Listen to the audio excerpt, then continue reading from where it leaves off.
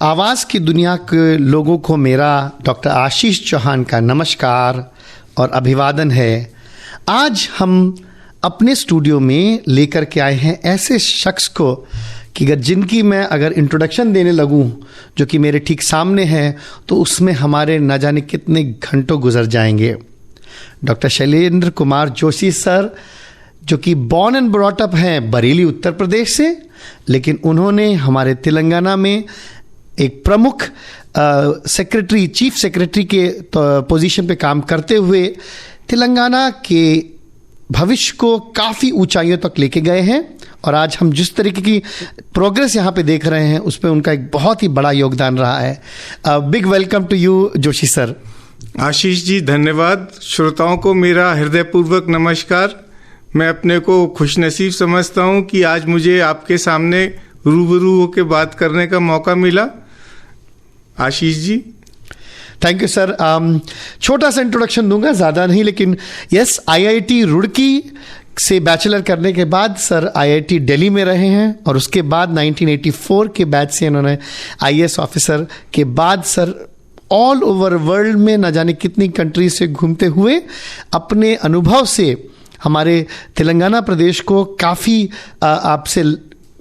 आपकी ब्लेसिंग से काफ़ी कुछ यहाँ पे हुआ है।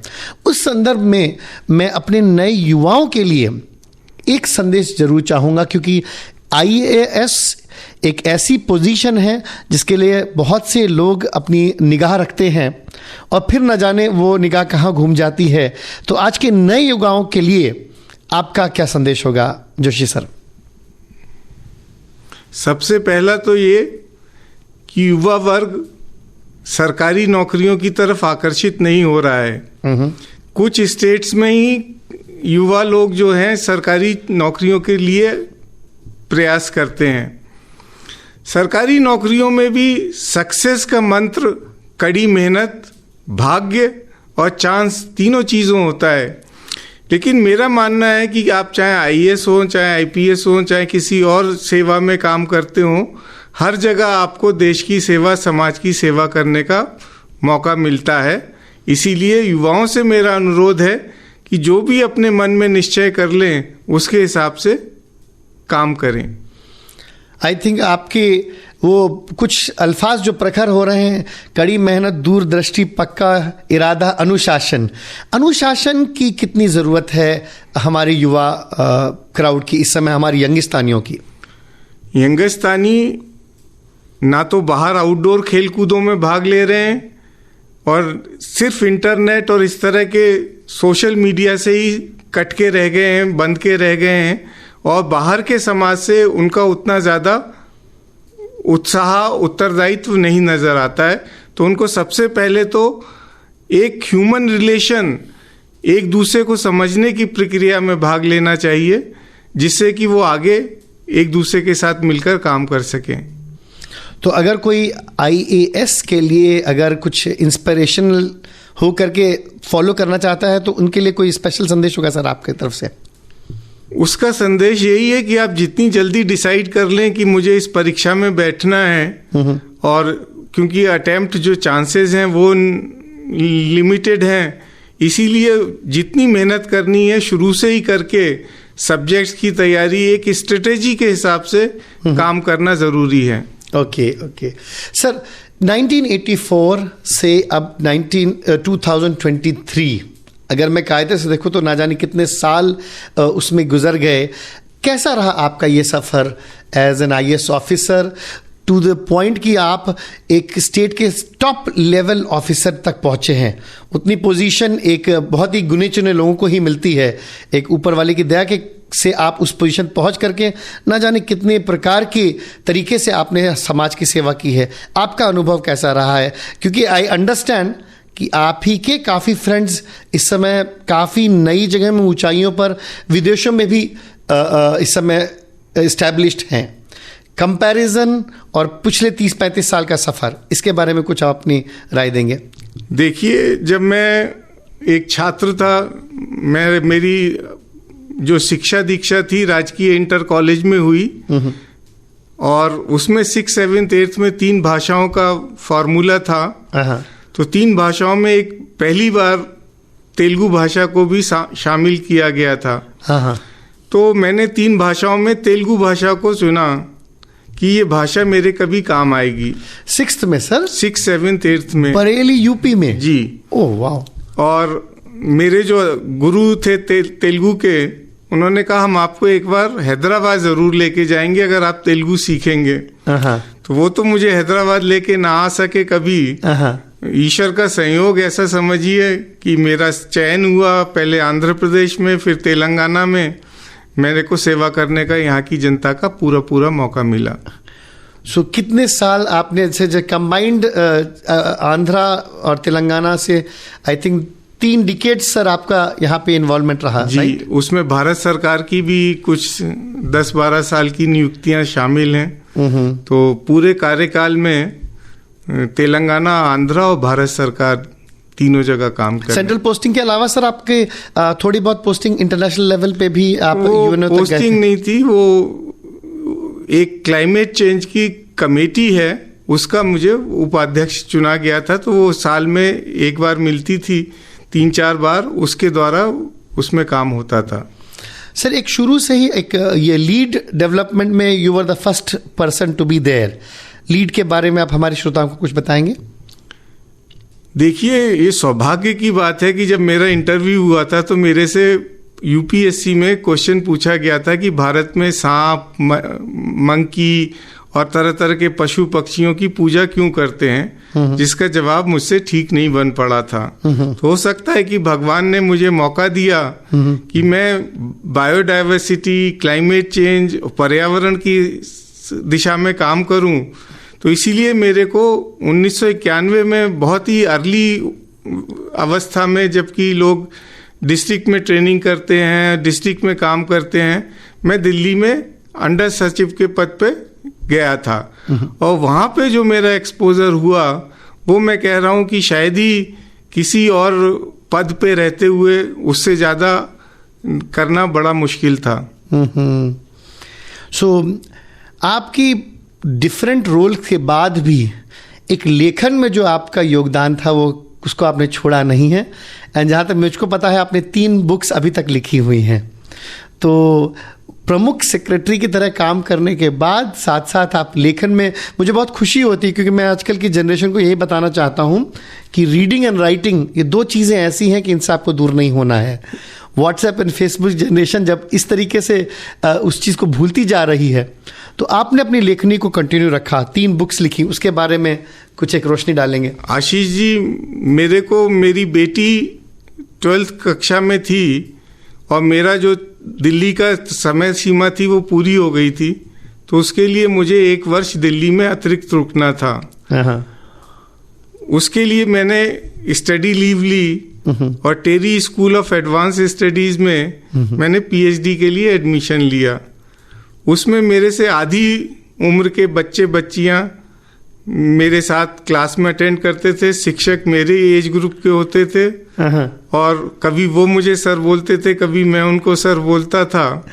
और क्लाइमेट चेंज और जल संसाधनों के ऊपर मेरी पीएचडी का काफ़ी आधारभूत उस पर काम हुआ है। तो पहली किताब जो थी inter transboundary water disputes, management of transboundary water disputes, वो मेरे शोधन कार्य के दौरान क्या काम किया हुआ था। यहाँ पे आके जब मैं आंध्र प्रदेश में आया तो उसको एक पुस्तक के रूप में लिखा गया। बाकी मेरा मानना है कि जन आधारित लोकतंत्र में पब्लिक जो है, जनता जो है, वो स्वामी है। हम सब लोग, चाहे वो इलेक्टेड लोग हों या सेलेक्टेड लोग हों या किसी और प्रकार से नियुक्त किए गए लोग हों, हमारे सबका दायित्व है कि जनता की सेवा करें।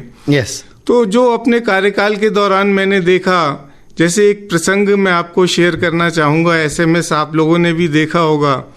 किसी ने लिखा था कि अगर आप बिना हेलमेट के सड़क पर चलते हैं तो आपको 500 रुपये या 1000 रुपये जुर्माना होता है।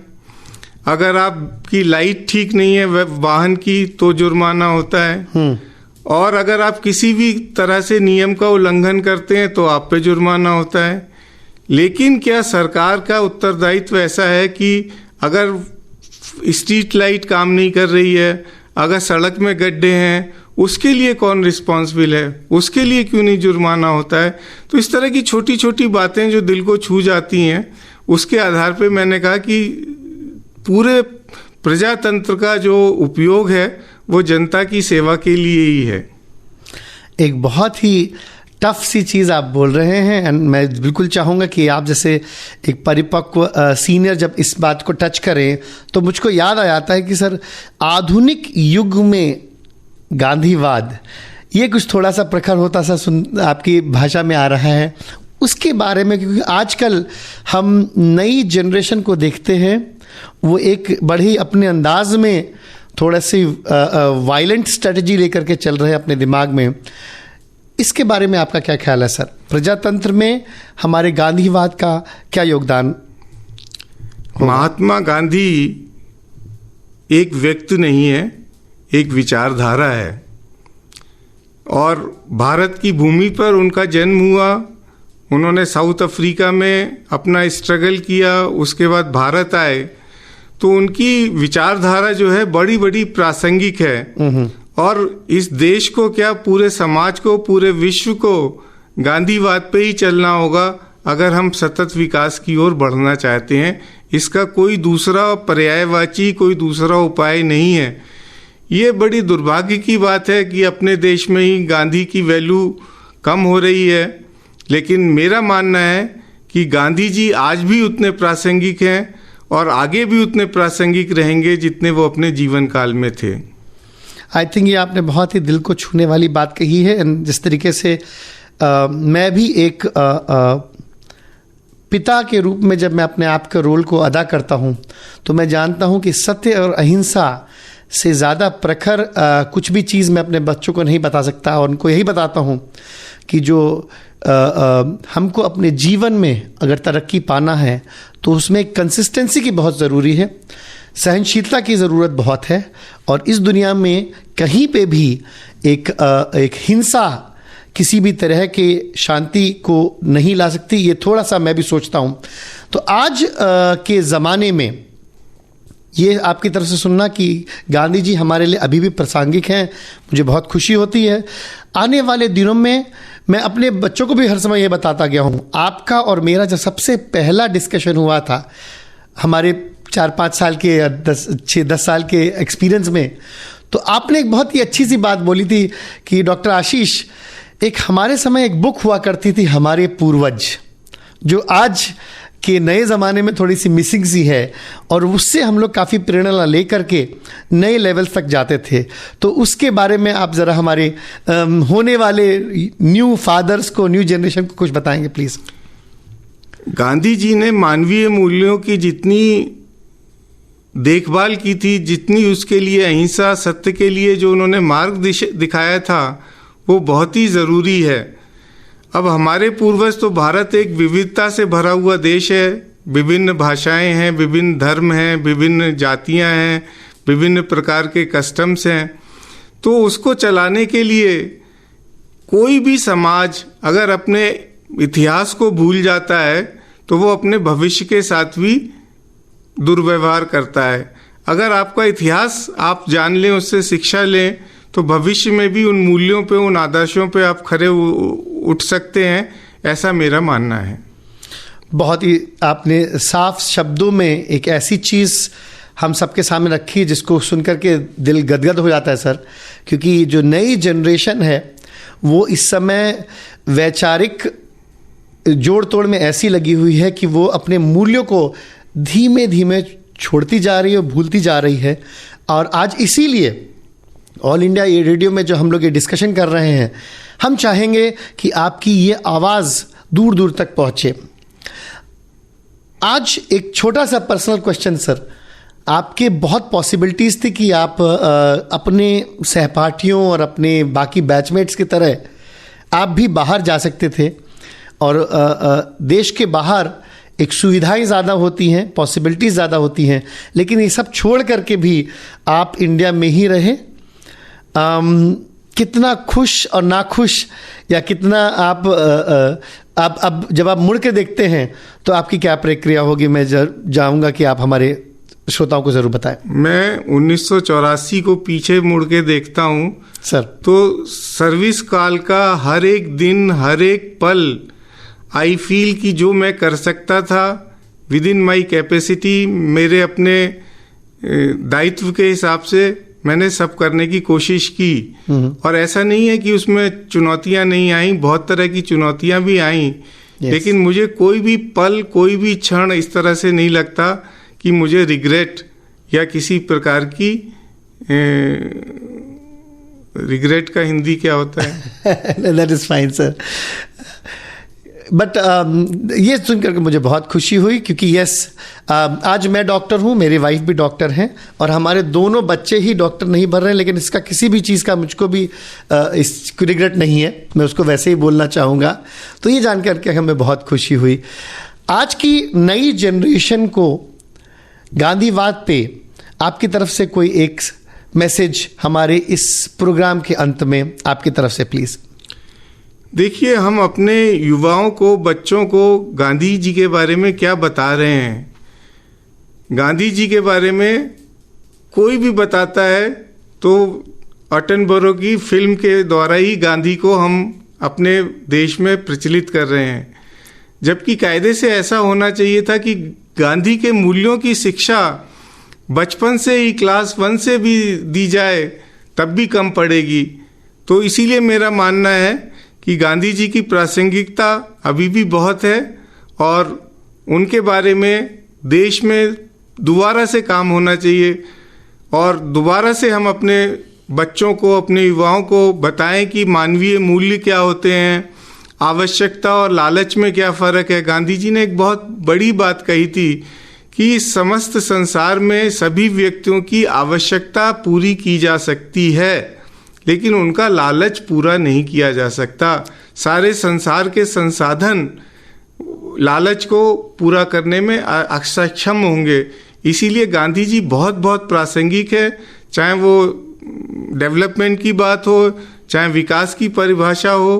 गांधी जी की प्रासंगिकता के बारे में मैं पुनः आप लोगों से सबसे यही अनुरोध करूंगा कि गांधी जी को समझिए, जानिए और जहाँ तक हो सके अनुचरण करने का पालन करिए। सर, प्रेम, सत्य और अहिंसा, ये 3 हमारे बहुत ही इम्पॉर्टेंट ह्यूमन वैल्यूज़ रहे हैं, जिनके बारे में आपने गांधीवाद को साथ साथ ला करके हमारे सामने खड़ा किया। उसके बारे में बहुत खुश हूँ। लेकिन मुझको एक अच्छी तरीके से याद है, आज से कुछ साल पहले मैं chief secretary doctor S K. Joshi के रूम में मिला था, तो मैंने सिर्फ एक ही चीज़ पाई थी, ऑनेस्टी, हार्डवर्क और ह्यूमिलिटी का जिंदा रूप मेरे सामने रहा था। जितना विनम्र स्वभाव था, उसी विनम्रता के साथ आपने आज हमारे श्रोताओं को इतना अच्छा मैसेज दिया है कि यस, आधुनिक युग में ही नहीं, आने वाले सदियों में या जब तक शायद हमारा भारत देश रहेगा, तब तक गांधीवाद और गांधी के जो मूल्य हमारे ज़िंदगी में है, हमारे भारतीयों के दिलो जान में है, उसको हम कम नहीं आंक सकते हैं। तो आने वाले दिन में जो 30 जनवरी को हम लोग दोबारा अपने इस देश के एक बहुत ही कर्मठ सुपुत्र गांधी जी को याद करेंगे, उस समय आपके इसी मैसेज द्वारा हमारे ऑल इंडिया रेडियो की तरफ से एक प्रणाम होगा, जो कि ऑल इंडिया रेडियो हैदराबाद पूरे देश को सुनाएगा। आज आप इम्पॉर्टेंट टाइम निकाल करके हमारे साथ यहाँ पर आए, उसके लिए हम आपको बहुत बहुत धन्यवाद देते हैं सर।